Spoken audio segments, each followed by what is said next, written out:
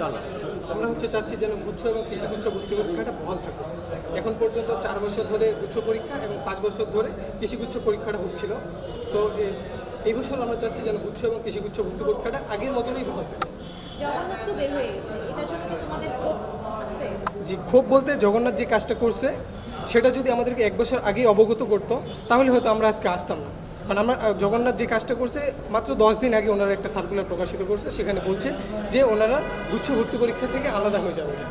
তো জগন্নাথ যদি গুচ্ছ পরীক্ষা থেকে আলাদা হয়ে যায় তাহলে দেখা যাবে যে জগন্নাথের দেখা দেখি বাকি বিশ্ববিদ্যালয় যারা আছে সাস্ট, জাস্ট এবং খুলনা বিশ্ববিদ্যালয়, নোয়াখালী বিজ্ঞান প্রযুক্তি বিশ্ববিদ্যালয় থেকে শুরু করে আরও একটা বিশ্ববিদ্যালয় বের হয়ে যেতে যাবে। কারণ জগন্নাথ যে কারণগুলো দেখাবেন ওনাদের কাছে কিন্তু সেম কারণগুলো আছে বের হয়ে যাওয়ার। তো আমরা চাচ্ছি না যে জগন্নাথ কেউই বের হয়ে যাক। আমরা চাচ্ছি যে দেশের এই পরিস্থিতিতে যেন ভর্তি পরীক্ষাকে কেন্দ্র করে কোনো অনাকাঙ্ক্ষিত ঘটনা না ঘটে, সেটার দিকে যেন সবাই দৃষ্টি দেয়। এবং যদি আলাদা আলাদা সবাই পরীক্ষা নেয় তাহলে আমাদের আলাদা আলাদা জায়গায় যেতে হবে। এখন আলাদা আলাদা জায়গায় গিয়ে দেশের প্রত্যেকটা জেলায় মানে যেখানে যেখানে বিশ্ববিদ্যালয়গুলো আছে সেখানে গিয়ে পরীক্ষা দিতে গিয়ে যদি কোনো একটা অনাকাঙ্ক্ষিত ঘটনা বা আইনশৃঙ্খলা পরিস্থিতির অবনতি হয়, এটা কিন্তু আমরা কেউই চাবো না। আমরা এটাই চাই যে আমাদের সবার দিক, দেশের আইনশৃঙ্খলা পরিস্থিতির দিক বিবেচনা করে যেন কৃষি এবং উচ্চ পরীক্ষাটা বহাল থাকে। গুচ্ছ পরীক্ষা হলে তোমাদের সুবিধা কি? আচ্ছা, গুচ্ছ পরীক্ষা হলে আমাদের সুবিধা হচ্ছে সর্বপ্রথম আমাদের যাতায়াত করা লাগতেছে না। আমরা যদি গুচ্ছ পরীক্ষাটা দিই তাহলে প্রত্যেকটা বিশ্ববিদ্যালয় প্রত্যেকটা বিভাগে পরীক্ষা দিতে পারবো, যেহেতু পরীক্ষাটা বিভাগীয় পর্যায়ে হয়। এবং যদি আলাদা আলাদা হয়, যেমন জগন্নাথ বিশ্ববিদ্যালয় তারা এখন পর্যন্ত যে আবেদনটা আমরা দেখতে পাচ্ছি যে জগন্নাথ বিশ্ববিদ্যালয় পরীক্ষা নেবে। তার মানে কেউ যদি পঞ্চগড়, কেউ যদি নোয়াখালী, কেউ যদি দিনাজপুর, কেউ যদি বরিশাল থেকে জগন্নাথে পরীক্ষা দিতে চায় তাকে মাস্ট বি জগন্নাথে আসতে হবে। এটা হচ্ছে যাতায়াত। তারপর দ্বিতীয়ত প্রশ্নের প্যাটার্ন। আমরা এখন পর্যন্ত গুচ্ছ প্রিপারেশন নিয়ে যারা মানে প্রিপারেশন নিয়েছি গুচ্ছ, তো গুচ্ছতে কোনো লিখিত পরীক্ষা ছিল না। জগন্নাথ বিশ্ববিদ্যালয়ের সার্কুলারে দেখা যাচ্ছে ওনারা লিখিত পরীক্ষা নেবে। এখন আমাদের পরীক্ষার সময় আছে মাত্র 2 মাস। 2 মাস আগে যদি বিশ্ববিদ্যালয় অথরিটি আমাদেরকে জানায় যে লিখিত ভর্তি পরীক্ষা হবে, তো 2 মাসের মধ্যে আমরা কীভাবে আবার আলাদা একটা প্রিপারেশন নেব? এটা তো আমাদের জন্য সম্ভব না। এবং দ্বিতীয়ত গুচ্ছতে কোনো সিলেকশন ছিল না। জগন্নাথ বিশ্ববিদ্যালয় যেটা করছে 40,000 সিলেকশন নিয়ে আসছে।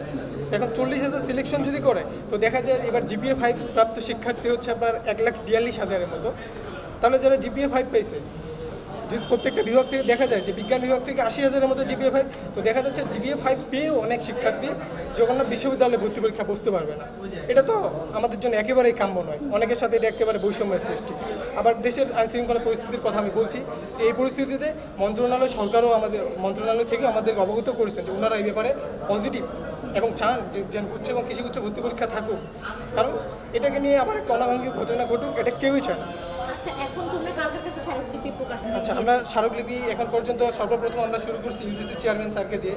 ইউজিসি চেয়ারম্যান স্যার আমাদেরকে বলছেন যে এটা তো মন্ত্রণালয় দেখে, তোমরা মন্ত্রণালয় দাও। দেন আমরা শিক্ষা মন্ত্রণালয়ে আসি। শিক্ষা মন্ত্রণালয়ে প্রথম যেদিন আসি আমরা শিক্ষা মন্ত্রণালয়ের শিক্ষা উপদেষ্টা স্যারকে পাইনি। আমরা ওনার বিশেষ সহকারী প্রফেসর ডক্টর আমিনুল ইসলাম স্যারকে পাইছি। স্যার প্রতিমন্ত্রীর পদমর্যাদায় আছে।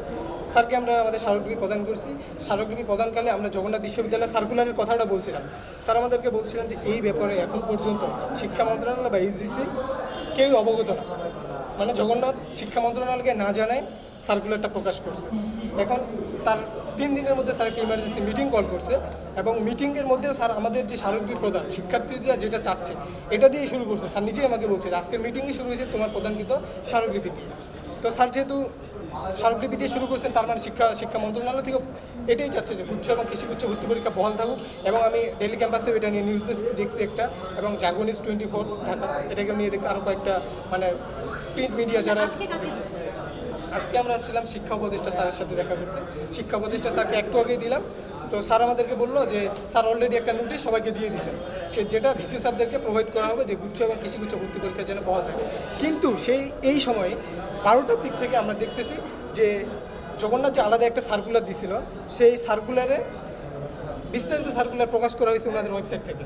বিস্তারিত সার্কুলার প্রকাশ করার এই অর্থ দ্বারাই যে ওনারা আলাদা হয়ে যাচ্ছেন, ওনারা টাকা নিচ্ছেন মানে ফর্মের জন্য, যে প্রাথমিক যে সিলেকশন সেটার জন্য 100 টাকা। আমি এখনও শিওর না, আমি এখন দেখতে পারিনি। আমার যতদূর দেখলাম যে ওনারা বিস্তারিত সার্কুলার দিচ্ছেন। তো ওনারা যে বিস্তারিত সার্কুলার দেয় তাহলে তো শিক্ষা উপদেষ্টা স্যারের কথার সাথে এই কথাটা আমরা মিল পাচ্ছি না। স্যার বললেন যে সবাইকে অবগত করবেন। তো স্যার অবগত করতে করতে যদি যদি আবেদন শুরু হয়ে যায় তাহলে পরবর্তীতে শিক্ষা মন্ত্রণালয় বা আমাদের কী করণীয় আমরা জানি না। এটা নিয়ে আমাদের স্টুডেন্ট কমিউনিটিতে কথা হয়েছে, সবাই এখন পর্যন্ত আমরা লিগালি আগাইছি, আমরা কোনো অনশন, কোনো আন্দোলন, কোনো কিছুতেই যাইনি, যেটা একেবারেই যেভাবে যাওয়া উচিত আমরা সেভাবেই যাইছি। এখন যদি শিক্ষা মন্ত্রণালয় বা ইউজিসি আমাদেরকে এই বিষয়ে সমাধান দিতে না পারেন তাহলে হয়তো আমাদেরকে আমাদের পরবর্তী কর্মসূচি দিতে হবে। এবং এখানে আমি আরেকটা ব্যাপার যোগ করি, সেটা হচ্ছে আবেদন ফি।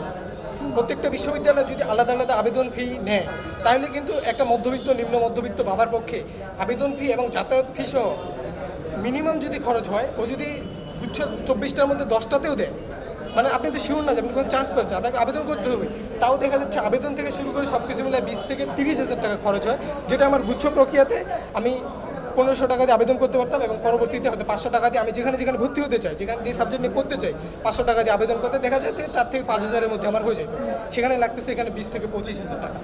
এটা আর আরেকটা কথা বলতে চাই, স্পেশালি মেয়েদেরকে নিয়ে দেশের যে আইন শৃঙ্খলা পরিস্থিতি বা দেশের যে এখন অবস্থা, এই অবস্থাতে একটা মেয়ে কীভাবে একা একা এক জায়গা থেকে আরেক জায়গায় এক্সাম দিতে যাবে, এটা যদি নীতি নির্ধারকরা একটু দেখতেন তাহলে আমাদের জন্য ভালো হতো।